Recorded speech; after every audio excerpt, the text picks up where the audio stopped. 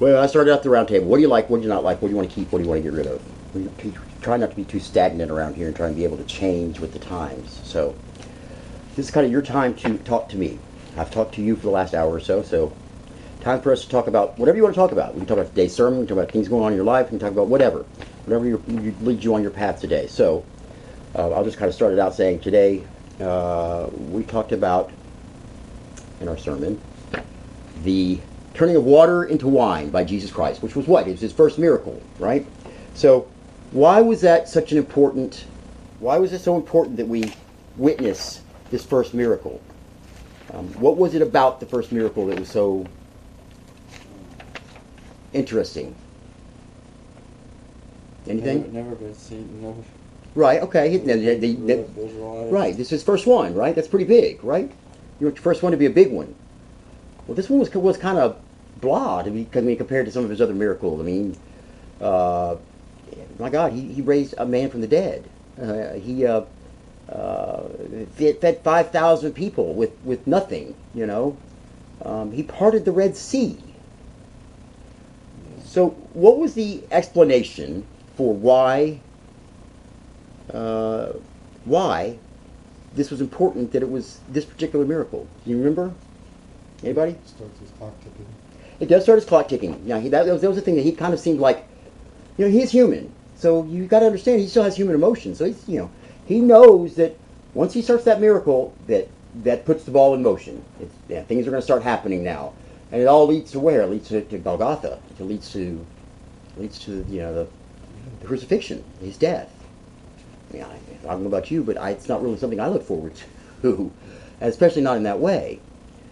Okay, that's one of the reasons. Yes, another good reason is anybody? Actually, well, I'll help you out here. It was the type of miracle that it was that I'm going for here. It was not this huge, grand scene for everybody to see and him to get a lot of recognition for it. Not very many people knew about it, but the whole point is this particular miracle defined his ministry. That's what I tried to say earlier. He was his whole idea, his whole ministry is of compassion and of being in service for others. So we talk about we are men and women for others here. That's one of our sayings, is Akwe Ali, right there on the sign, which means men and women for others. If we practice that every day, if you give to others every day, and not live this life for yourself, it all comes back to you. It all comes back to you in return. It's not always exactly the way we want it. It's not all exactly what we want. But you will get what you need to survive in this world and make it through. God's not going to abandon you. Just give to others. That's kind of what he's setting that stage for there. He's kind of saying, well, look, this is what my ministry is. I'm not here to be a vengeful and domineering God. I'm here to be a God of compassion and a God for others and a God for you. Okay? That's what's important about that. They had some hellacious parties for weddings. I'm telling you, starting on a Tuesday night at midnight, and then they go and hit the town, and look, my daughter just got married, and go to every house, and getting gifts everywhere, and well, that's a heck of a way to start a wedding. And for them to have an omen of, if you ran out of wine at the wedding, your marriage probably is not going to last. Well, that made it pretty big for the bride and groom. Yeah. I've been to one, and that's it. Yeah? Yeah. Go ahead. No, it was just, I don't know really what to go off of on that. You went to a wedding that was what now? It was similar to that, long like that? It was long, but we all got twisted on the line. Okay, well, that's not uncommon. I think it was my girl's cousins or something, close relatives. Mm-hmm. It was kind of cute though, because you know how they do the whole garter strap and Oh yeah, the flowers. sure. Well, she ended up getting the flowers, and I ended up getting the garter belt, or the garter thing. And it was kind of funny because they did it the first time, and they were like, "Oh, that was sweet." There was I don't know, maybe 6 or 8 of us. Guys. Well, yeah. And it wasn't a very far throw, or it didn't go very far. It was 3 feet. I had to run and get it, But you got it. I got it, but Hey. then they made us redo You know it. what that means, don't you? Yeah, well, then they made us redo it. Uh-oh. They didn't like the. They didn't like who got it? No, I made sure I got it again. Ah. And, you know, it was a little bit more appealing to the eye of like, oh. What I've been to, we got there like, I think noon, we were there till like 6. That's a long time. So think about that, of it lasting like from Tuesday to Saturday. Yeah. Talk about that hangover. No. Wow. Yeah, I don't even know how we drove home. So we had so much fun. It was stupid. Until they didn't have any more. Glass after glass after glass. Even my girl's mom was, she drove home, but we all drove like separate cars. That brings up one of the important points I always am preaching about and always kind of standing on my soapbox about, and that's moderation. Everything in moderation. I mean, I think if you we've been given gifts here. I mean, everything we have is a gift here, and if you overdo it, you shouldn't be. If you underdo things that you need to be, doing, you shouldn't be. I mean, you're not living the way you should be living, and you have to live in moderation. And yeah, we all have our moments. It was just a big thing because the mom didn't really ever drink like that, so Understood. she went all out on that event. Well, what was so special? I mean, it was her mom's niece or something, right? So if it was a cousin. Yes, I don't know who it was exactly, but they were family related, and they hadn't seen each other in a while, so it was just reconnect and Okay. new faces. It's good to have those meetings with family. Yeah. So back to where we were about this miracle in Cana. There's 3 things we need to understand here. We've touched on all of them. First, the miracle is performed, right? Second, Jesus' glory is revealed. So they reveal that he is something special. He's not just a prophet, right? That's the second thing. And the third, we kind of talked about the disciples' faith begins, because then they realize, wow, this guy is somebody we kind of thought liked him. He was kind of cool. That's the way he's talking. We're going to follow him, but well, he's doing something special.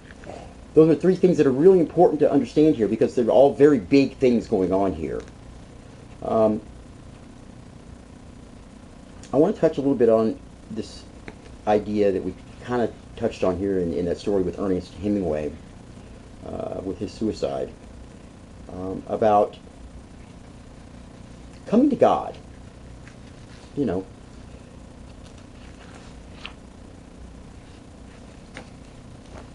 I think it's important to remember that God created you, and that I feel that we owe him a debt of gratitude. And our purpose on this earth is to love and serve God, to worship God, to serve and worship God. That's our job. Now, what way we choose to do that is we have all different ways to do so. And some of us, it's all about that being a person for others, a man and women for others.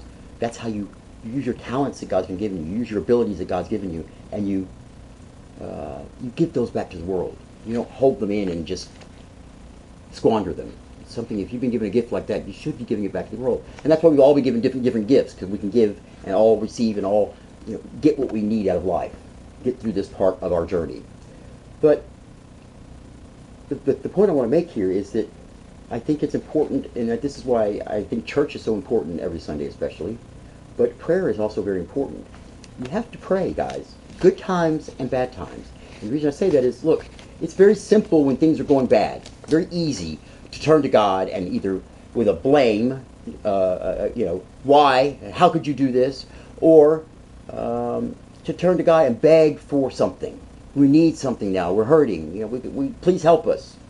It's very easy to forget when times are going good that God is still the one in control here and the one making those things go good. And we ought to be offering our thanks and gratitude to him for that. How can you go to God asking for help, for comfort, for those things that we desperately need at times of hurting, in times of grief, in times of want, if we can't also be as exuberant in our prayers of thankfulness when things are going well? I think we really have to remember that. It's so important that we keep God in our lives all the time. He's always here, but we have to remember that and not kind of put it on the back burner when things are going good. Don't sleep on me yet. No, I'm not. We're almost there. We're almost there. So I think that's important. I mean, it's a small little part of the sermon today, but it's a huge part of our lives. And I've talked about prayer before. Prayer is not a conversation. Prayer is not a monologue. between you and God. So don't just get on your knees and pray and say you want this and want that, and I did, and pray your little confession, and then get up and walk away. God, is probably going to say something back. It's a conversation. He didn't make us with these two ears so we could hear nothing. So clear your mind, close your mouth, and listen. I guarantee you, if you'll take the time after you pray your traditional way, and just do it 10 minutes a day. Pray for 5 minutes like you normally do, and then for 5 minutes just be still and just listen. It will come. God doesn't necessarily speak through our ears. He speaks through our gut. He speaks through our thoughts. He speaks through our feelings. And you just have to be in tune with that and understand that you keep asking him how to get things, and that you want things, and that you need things, and he's trying to tell you. You just have to listen. He's trying to tell you. He's not just going to give it to you. He wants you to do it yourself. I understand it though sometimes. Okay. Tell me about it.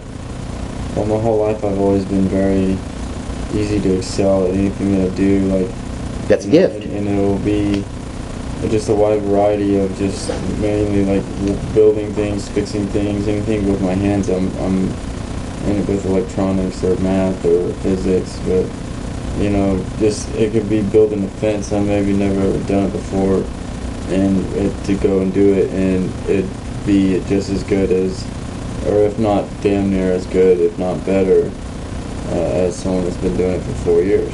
And obviously, a very good gift God gave you, right? What was it? My third day controls electrician. I was already hooking units up, and that's great. My foreman was like, he was the owner's son, and he took a picture of it, and it was out in Plano above that school up there in McDermott and something else. But I asked him why he took a picture of it and looked so short, and he was like, because I'm kind of jealous. Yours kind of looks a little better than mine. Yours is a lot neater, and I've been doing this since I've been in diapers. My dad owns a company, but so in that meaning, that's how things have come to be for me. But here so it's lately, a good thing. What's so bad about that? What's so here is like, I've had some things happen, and kind of, I don't know. It's. They say that he already knows what's gonna happen. Like, he does. Basically, when I started this cycle or whatever, it's like, I don't know where the ending is, because I got something bad, a felony charge. Okay. Over, it was just an odd case. Like, it was just, I was drunk. I was, and I woke up and I had fallen asleep with my daughter. I do know that. That was the last thing I remember. It was pitch dark in my apartment, and my girl had woke me up, and I the first time in my life, I didn't even care who it was. My brain did not process that part. It was like human instinctual behavior, but I ended up doing something bad enough to where it got me a felony, and she didn't press charges, but the state picked him up because my daughter was involved. And I've been a smart kid, graduated early, all that good shit. And so now what?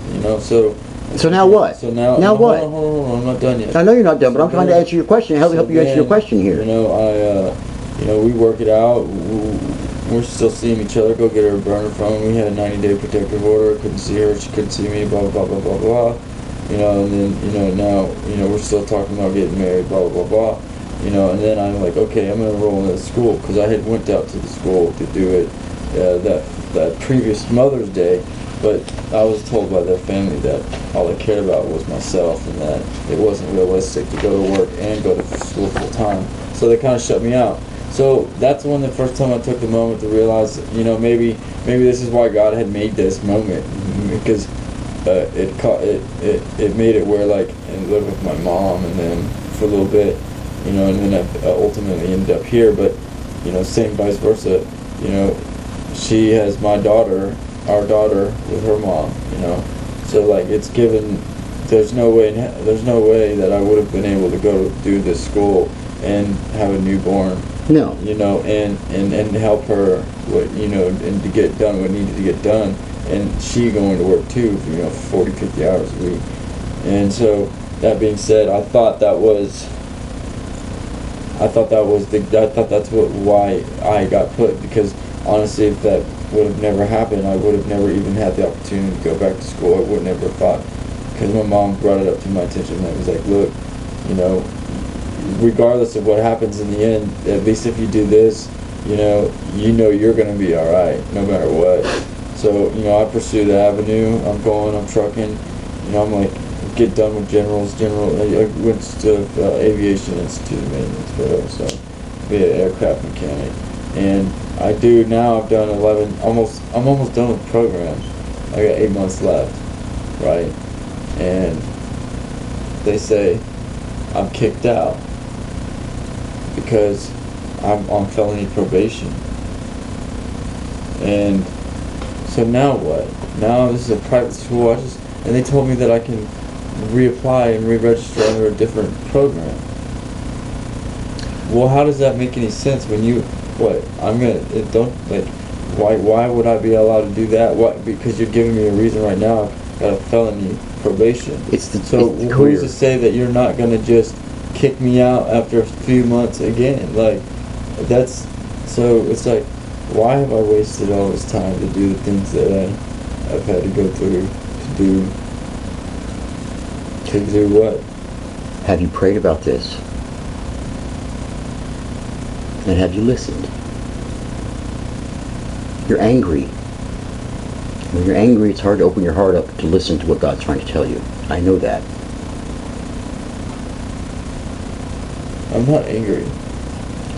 No. I'm just. It doesn't make sense. Okay. Well, let me see from my point of view, as far as the aviation thing goes. Understand, aviation mechanic you have to have a certain level of security anywhere you're going to work. And there's only 7 felonies. My felony does not keep me from obtaining the federal license. You understood. I didn't say it did, but the school might feel that they may put their own regulations on it as to the kind of people that they want to be putting out of that program. People that can be hired on certain places and certain things and do certain things and have certain clearances. So understand that it's just a policy they're putting in and implementing. I think it's something you need to talk with them about if there's another program. I don't think you want to go to another program. I think that's what you want to finish, is that aviation course. And so you just have to look for another avenue to get that done. Now, that being said, I don't want to get into all the specifics with you now because we'd be here all day on my opinions on all of that. But I'll tell you this. Hi, Gavin. Hello, can you squeeze on in? Yeah, come on in. Wow, sit down. thank you. God does not give you more than you can handle. Period. Now, no, it's not always easy. In fact, usually it's not easy. But at the same time, it's tearing everything apart. Well, okay. With the end of something, the beginning of something else starts. That's the way our universe is. The way our universe works. Now, it's the choices that you make now with the free will that God's given you as to where you're going in life, where this leads you, where these stumbling blocks leave you. Okay? And that's something I think you really need to delve deep into yourself about. And I think you need to, like I said, pray and really try and clear everything out. Just really let it all go. Have a clear mind and really listen to what God says back to you. I'm not a holy, mentor. I'm not a pope or any of those things. I'm just a person here trying to help you on your path. I can't tell you what move to make. I can give you my opinion as to what move I would make. I know you're not. I know you're not. But I'm just saying, you don't understand. Nonsense if you cross all your T's and dot all your I's. Ask God. Because my options at this point, theoretically, realistically, is entrepreneurship, master's of business, start my own business. Because I can have as many felonies as I want on my record, and you're not going to be able to keep me from making income from making my own company and business. But that's realistically the only avenue that I have. And those aren't appealing to you? And I wasn't. They are in a sense, but it's like I have. you know, I'm a creative person and I have good ideas, but like, you know, I just don't even know what or where to even think to start on what. Maybe that's the issue.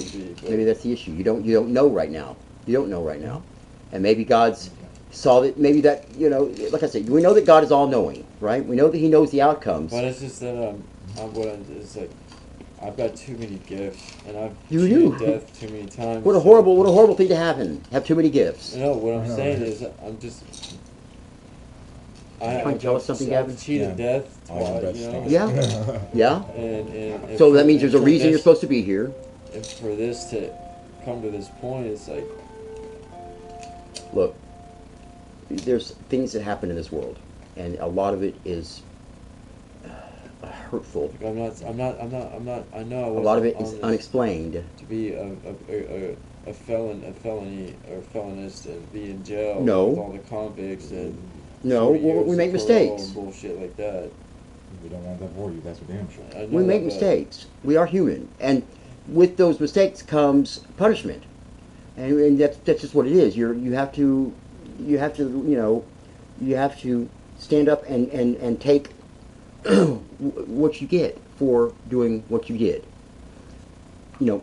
Whether you meant to or not, whatever it is, if they find you, that you did this in our court of laws here on earth, then so be it. You have to pay the fine for that. That doesn't necessarily mean it's a bad thing in the future for you. I mean, look, you may in a year from now decide, if you stayed in that program, that all of a sudden you no longer desire doing it. I mean, it's boring. It's not what you want. Who knows? God does. Okay, and God gives us little nudges at times. I mean, sometimes there are even speed bumps. Where it's not always a lot of fun to go over them. And you're going 90 miles an hour through the parking lot, and you hit one of those real big speed bumps. It hurts. It goes boom. It hurts. Yeah, it does. And I think that's His way of saying, okay, look, yeah, you're doing great here, but remember some things. Remember to do this. Remember to do that. Remember to have some humility. Stay down here with me. You're not up here yet. Yeah, you got a lot of gifts. Remember who gave them to you. I don't walk around like that. I know you don't. And I'm not saying you do. I'm saying that is a generalization, okay? I cannot tell you your path. I don't know your path. You and God are the ones that know that path. So you have to talk to Him about it. And you have to listen to what He says. It's hard to understand God a lot of times and what He's doing. Because God has that path laid for us. It's already done. He wants us to be here. And when we decide to go over here, it makes more sense. Hey, our mind says it makes more sense to go this way. Well, our mind isn't what He wants us to listen to at that point. Okay? He does want us to use it, but He wants us to trust in Him. And He has it laid out for us. He knows where He wants us to go, what He wants us to do. And by any means necessary, He tries to get us there. Not always the fun way, and oftentimes a painful way. Mm-hmm. But I do believe that we have these lessons to learn on earth for a reason. We have these lessons to learn in this life for a reason. I don't know what that is. I've not been to the afterlife, to the next phase of our existence yet. I don't know. But I know that for some reason God's making us learn these things. And I'm assuming that we're going to use these gifts, the things that we learn here. I have a master's in 6 years. I don't have 6 years. I've got to go.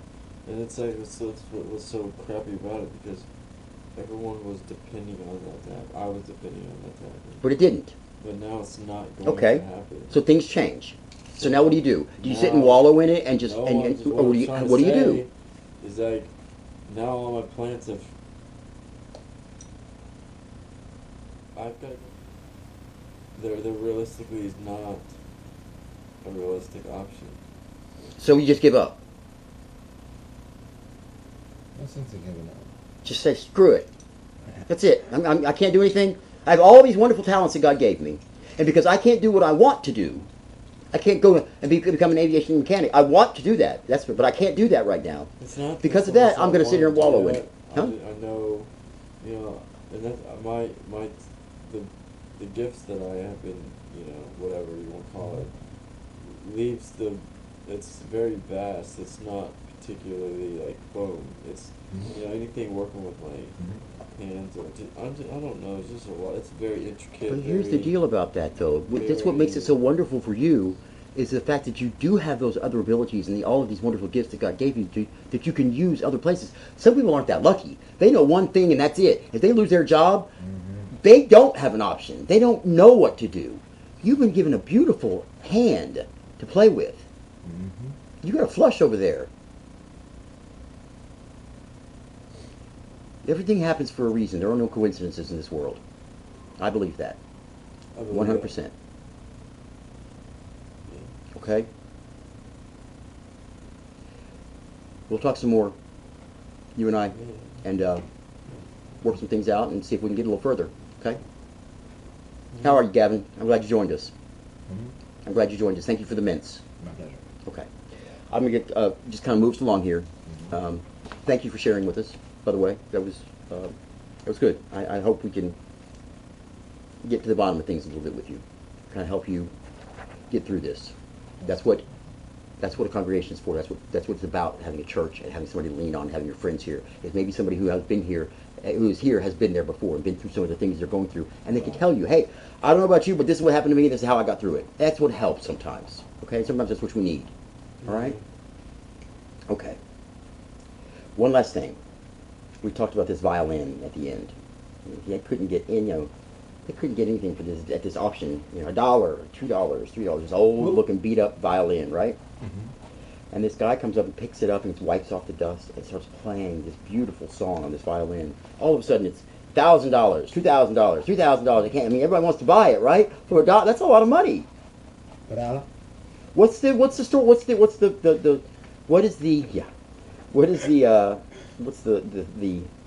they trying to teach us here? Be frugal? No. Yeah, no. Now they're trying to teach us that even though something may seem of little value at the time, once we hear how beautifully it sings, we can honestly understand its true value.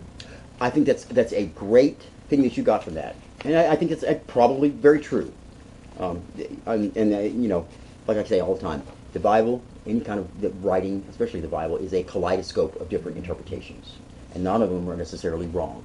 I think yours is right. I think that's true. It's not exactly what we touched on today, but yes, I think that's right. What I was going for was this little phrase that I said here in the end about the violin. One second, let me find it. I want to make sure I get this right. I hate when I can't get the paper turned right. There we go.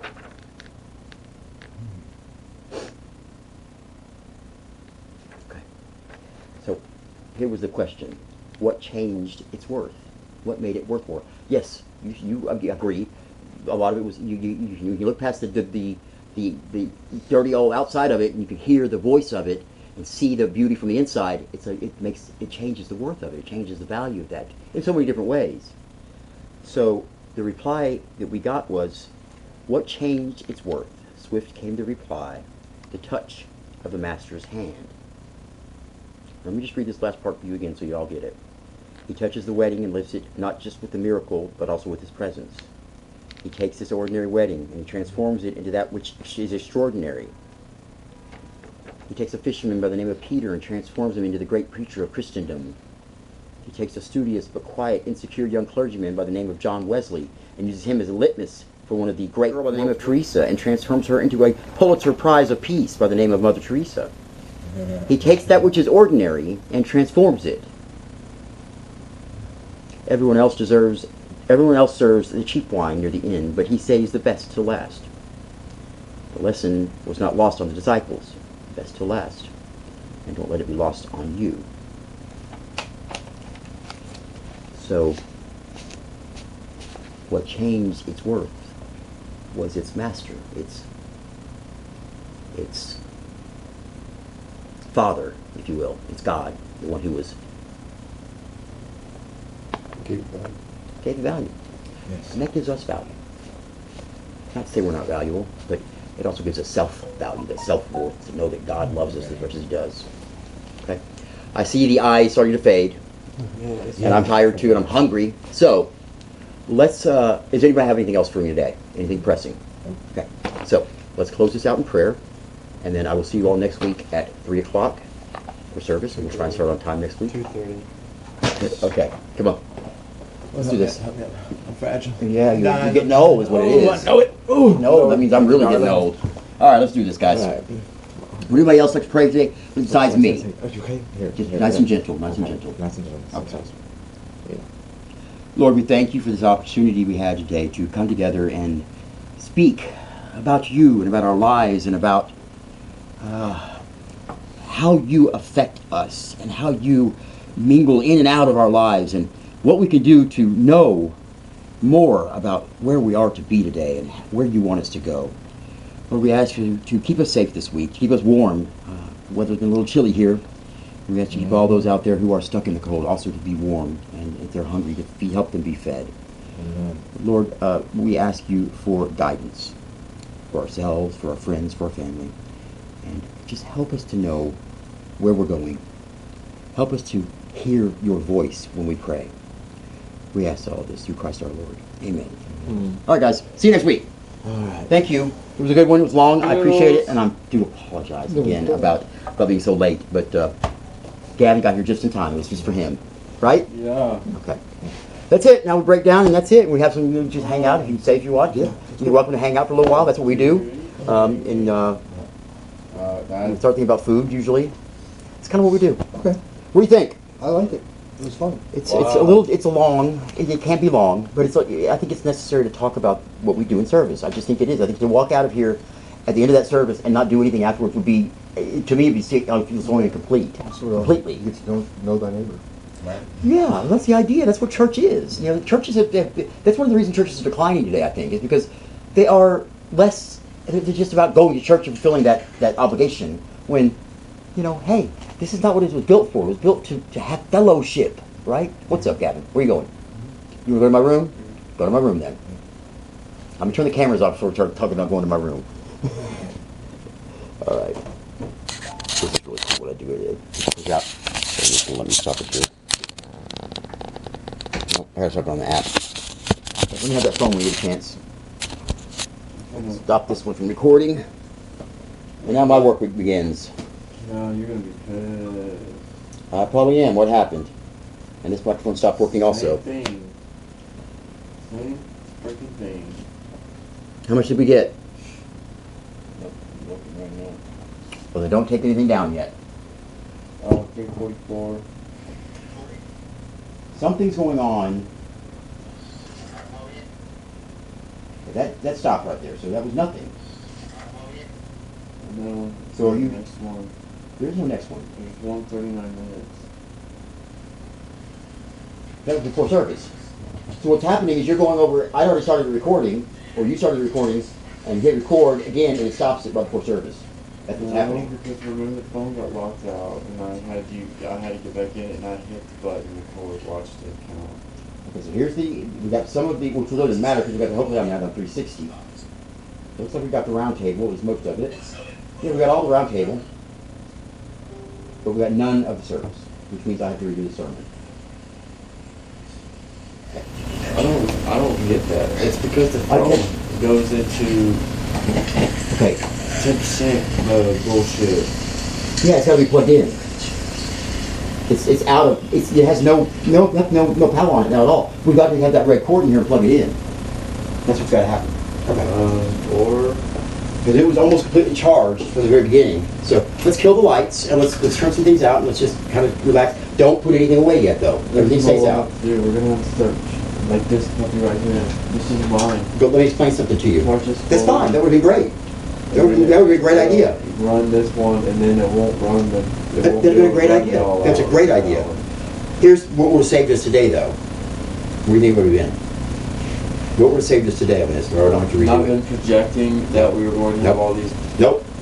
And That's not it. What would have saved us today would have been to follow this little list that I printed out for you and have that second camera filming also. To have that backup. Well, where was the iPad? I don't know. That's not my job. I was trying to do my job. Is that right there? Yeah, it's probably right there. Right there. So, there's nothing, I kept telling you to look at this list and you wouldn't even take a chance to look at it. I'm not trying to get on you, I'm trying to explain to you that this is the way that makes it easier. I understand that. So why take the hard road? I didn't take the hard road this is what ate all the time up. Okay. Remember? I remember. I mean- last night we had to work on the floors. I do remember that. We were working on the floor till freaking 7 o'clock. And I kept saying something. And then the Listen, only break we took. we took maybe several breaks. That's where I. Well, I That's couldn't part of do the problem. nothing. And I kept saying, guys, look, we've got to get this done because it's getting late. We've got to wait. It's going to take 4 hours for it to cure. We've got to get this done. And we had too long of breaks. Well, if Everyone had helped out, it would have gone a lot quicker. I agree with you. Because we were only 40 minutes. But I understand. But I can't force people to, I cannot force people to volunteer and help. I can't. You're right. I thank you immensely for what you've done today. I mean, without you, we wouldn't have had this done. But I'm thanking you, okay? Because you deserve it. I mean, you worked your butt off. You did. And now you know. I did too, but I do every week. Because I want to. We were both on our knees scrubbing the You're shit right. out there, grout at 2. You're right. But you stayed up, I passed out. You stayed up and finished, and I appreciate that. Tried to burn the house down, but that's okay. Shit, dude, that shit was wild, man. Well, I gotta go to cons, I guess, and I'm gonna try. We need to check that, get that cleaned No, off. I gotta clean that now too. Well, hey, listen, that's what I want you to do. I want you to. We should just Okay, chill. let me finish a sentence. I'm not talking about right now. Okay, listen. We need to get all that crap out of there before I go buy another stove. I want to see if that one's salvageable. If it was just a piece of plastic in there and we clean it out and it's fine, then that's great. I don't have to go buy another stove. We're gonna have to just reset it, unplug it, because it's in that mode. I'm just saying. Will the top not heat up at all now? Oh, I don't know, but I don't recall having both of the lights come on. It does. They both come on. They both come on. Yeah. One is a hot light. Yeah, set- come on. Okay, fine. That's good news. That's good news. Because I really can't afford a new stove right now. I got to put it on credit, and I really want to do that. It was a good thing that Let's kill the lights because it's taking a little bit of energy right now. Okay. Let's do that one. You keep talking. I want to kill these lights. Because No, that's shit, terrible. if I hadn't got off the phone with my girl because of the fight, I would have been, Well, thank God, right? all, oh yeah, I've been all up on the couch, maybe even passed out too. I know. Thank God you weren't. Because I guarantee if I would have sat down, I would have passed out. Like I'm saying, those are blessings. But Okay, don't leave them up. Don't take them down. Just turn them off. Because I'm going to have to read the sermon tonight. Because after later on this evening. Okay? But I can't do that on the empty stomach right now. So this is done. Oh, it's still recording. Why is it still recording? Well, I haven't stopped it, I guess. Okay. That's always fun when we have to redo the sermon. You never get this. It's never exactly the same. Sometimes, but it happens. One of those things. Okay. That's why Hollywood's fun. I think our ministry getting out there on YouTube and on the podcast is very important. I think it's almost as important as what we do here, if not even more. I mean, we reach a lot of people that way. Yeah. So let's see. Yeah.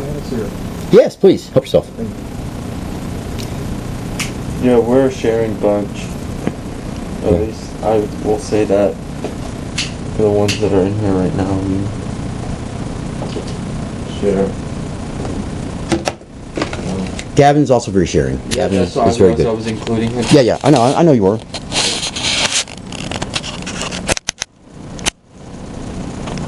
Yeah, sharing.